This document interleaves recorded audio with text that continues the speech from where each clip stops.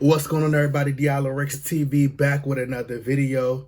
And in today's video, we'll be discussing the article, this report that it states that the headline reads, Lakers Rob Pelinka lied about LeBron James, Anthony Davis trade input. And it's also been reported that LeBron James and Anthony Davis wanted trades made with the Los Angeles Lakers. And it says that, this, I guess, is going to the rumors because they also said that it was totally false that, they wanted trades made. Whether Rob Pelinka informed them or not, what difference do it make? Who cares? You don't got to inform them for what? Because, LeBron James thought that Russell Westbrook would work. So, obviously, I don't need to get input from him. Because if he preferred Russell Westbrook over Buddy Hield, when we told him that Buddy Hield was the better fit, and Shannon Sharp, who is a LeBron James bootlicker, if he could see, he's a football player, and he could see, and others, Chris Broussard, if they could see, these people are biased LeBron James fans, if they could see that it wasn't going to work between Russell Westbrook and LeBron, then how, of course I would see that everybody else should have seen it. LeBron James should have been the one who seen that, right? He's supposed to have this high basketball IQ, supposed to be one of the smartest players ever. Then that means he should have known that it wasn't going to work firsthand, right? Before everybody.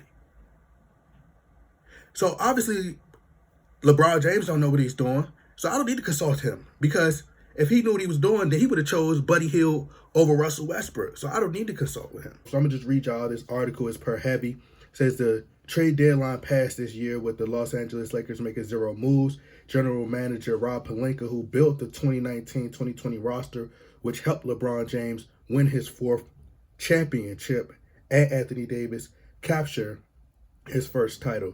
Now, I'm confused because Rob Pelinka, as they just mentioned, and I'm happy that they highlighted this, that Rob Pelinka must have some kind of basketball knowledge or, know something in order for the Lakers to acquire, to be able to get that championship, right? For LeBron James, obviously he's doing something right. So now all the blame is being shifted towards Rob Pelinka now that no moves were made. So he goes on to say Pelinka traded for Russell Westbrook in the offseason after speaking with LeBron and Davis, and claimed he consulted with the two superstars at this year's trade deadline.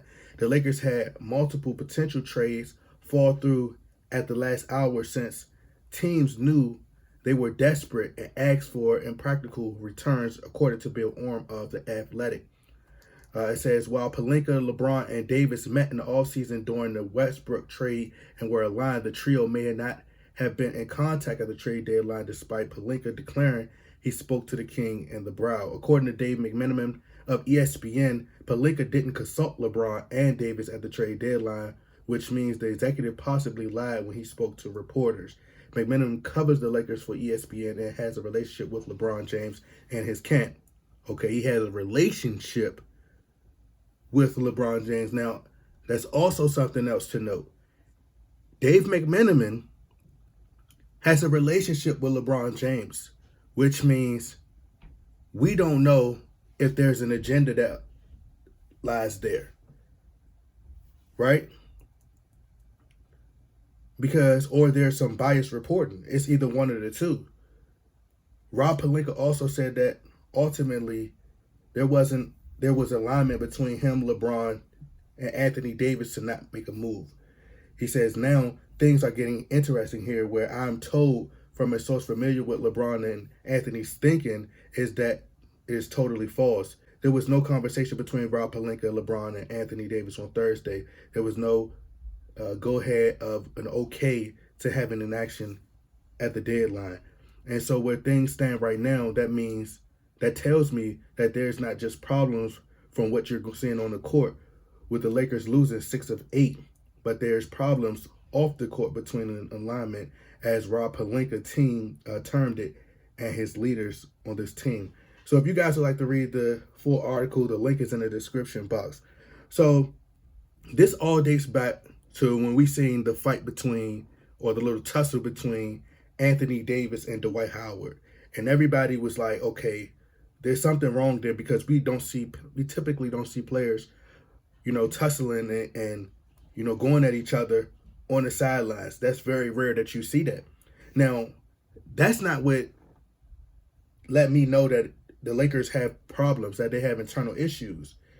I started to see, when Jeannie Buss' brother, Jesse Buss, moved away from LeBron James, I knew that there was friction. I knew that there was problems going on. When Jerry West made his comments and his statements about his season tickets being taken away from him, which was absolutely disrespectful and distasteful on the Lakers franchise. As you guys can see that Jerry West jersey back there, one of the guys who's responsible for just about all the Lakers titles. Even when he went to Memphis Grizzlies, handed the Lakers Pau Gasol for Marc Gasol. So they should still be thanking Jerry West. It's just sad because the Lakers are looking for a quick fix. It's like, when you break up with a girl, it's like you're trying to break up with this girl and you try to get in a relationship with another girl instead of, healing. The Lakers have deeper, they need to look within and fix the problems, that lies within. Like the Lakers mentally, the leader of the team, when they see his body language and he has his head down and, quitting, like the Lakers defensively. Okay, I'm going to say this. What trade can the Lakers make? What trade that the Lakers could possibly make that could vastly improve the Lakers team, the Lakers roster right now, that's going to all of a sudden turn the Lakers into a championship team? Please, somebody in the comment section, get in the comment section and tell me what trade that the Lakers could have made that would have made them all of a sudden hit this switch and they would have all of a sudden been in, hunt and playoff mode. Please let me know. And Anthony Davis, all these, you have to see people, please. I need you guys to see this. LeBron James has Clutch Sports, right? This is the name of his agency, right? Well, his friend's agency, his sports agency. So LeBron James' friend Rich Paul represents Anthony Davis. So Anthony Davis, they're the two-star players on the team, which you guys are the two stars. You guys have to figure this out together. It's not about a trade anymore. A trade is not going to fix anything. So in other words, y'all want Russell Westbrook gone. In so many words, that's what y'all saying. That's what I took out of this. So I'm not about to put the blame on Rob Pelinka. It's not Rob Pelinka's fault. And you got to think long term. Because if LeBron James leaves, then what happens to that pick? That's your last pick. That's all you have left. See, the Bronsexuals, and once again, you got to differentiate the two. There's the LeBron James lovers, the Los Angeles LeBrons, and there's the Los Angeles Lakers. See, they don't care if you deplete all your assets and get rid of everything in order to appease your superstar, LeBron James. If things don't work this year and they don't land anybody in free agency, let's say they make a trade. Let's say the Lakers would have made the John Wall trade, included the pick. Now you got Stephen A. Smith going at Jeannie Buss. Everybody is just, it's an agenda. Dave McMenamin has close ties with LeBron James. So it's going to be biased reporting on he has an agenda. It don't make sense, bruh. It don't make sense. The Lakers are trash. And the reason they're trash is because defensively, they're not communicating. The rotations. LeBron James needs to limit his minutes. He needs to dial it back. Anthony Davis needs to dominate. Russell Westbrook still averaging 18 points per game. So it's not like the guy's averaging 5-6 points per game and he's just absolutely just been horrible. He's, limited the turnovers, cut down on the turnovers. So, I mean, the Lakers just have to make some adjustments. Rob Pelinka as he just mentioned, got them a title, right? Let's look at the Cleveland Cavaliers, for example. Name one player on that Cleveland Cavaliers team right now. The Cleveland Cavaliers are 34-21. Name two people name any player on that Cleveland Cavaliers roster that's better than LeBron James, better than Anthony Davis, and better than Russell Westbrook. Please name two people. Name them. The Miami Heat, 36-20. Name two people on those rosters that's better than Anthony Davis and LeBron James. Name them. Other than Giannis Antetokounmpo, name a player that's on that Bucks team that is better than Anthony Davis and LeBron James and Russell Westbrook. Are you guys not seeing that everybody that leaves the Lakers, they go somewhere and play well? And this is not just happening with the Lakers. This happens when LeBron James was in Cleveland as well. Players become spot-up shooters. So why is it everybody's the problem except for LeBron James? And some people may say, oh, that's the East. It's the Eastern Conference, which the Eastern Conference somehow got tougher.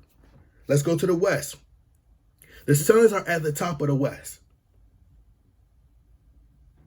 On that roster, other than Chris Paul, who is averaging just about the same amount of numbers as Russell Westbrook, by the way. But Chris Paul, other than Devin Booker, who's the Suns' best player currently, name a player on that roster that's better than LeBron James, Anthony Davis, and Russell Westbrook. Name them. The Memphis Grizzlies, name a player on there better than Anthony Davis, LeBron James, Russell Westbrook. The Utah Jazz, the Dallas Mavericks, the Nuggets, other than Jokic, name some players that's better than LeBron James and Anthony Davis. The Timberwolves are 7th in the West. The Clippers, they don't even have their stars. And they're somehow still hovering around that 8th or 7th seed. So name some players that's better than those guys. You can't.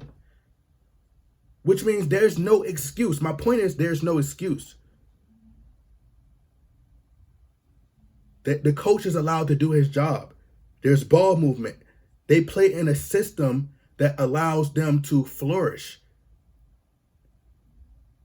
The chemistry is great. Not everybody's trying to go out there average 30 points. LeBron James should go to Russell Westbrook. He should hand the keys to Anthony Davis and Russell Westbrook. Like I said before, just because you can average 30 points per game don't mean that you need to go out there and average that many points. He should dial it back, average around like 20, 22 points per game or less, maybe even 18 points, and allow Russell Westbrook and Anthony Davis to carry you the rest of the way. Or you carry them the rest of the way. But there shouldn't have been no trade. I don't think there would have been a trade that would have helped the Lakers. The Lakers suck. They suck. You could take any one of these teams, any one of the players that's on the Lakers and add them anywhere else. They'll go somewhere, they'll play really well, and then people will say, oh, we want them back. We should have never let this person go. We should have kept them. Cam Reddish. With Cam Reddish and Alec Burks would have really made the Lakers better.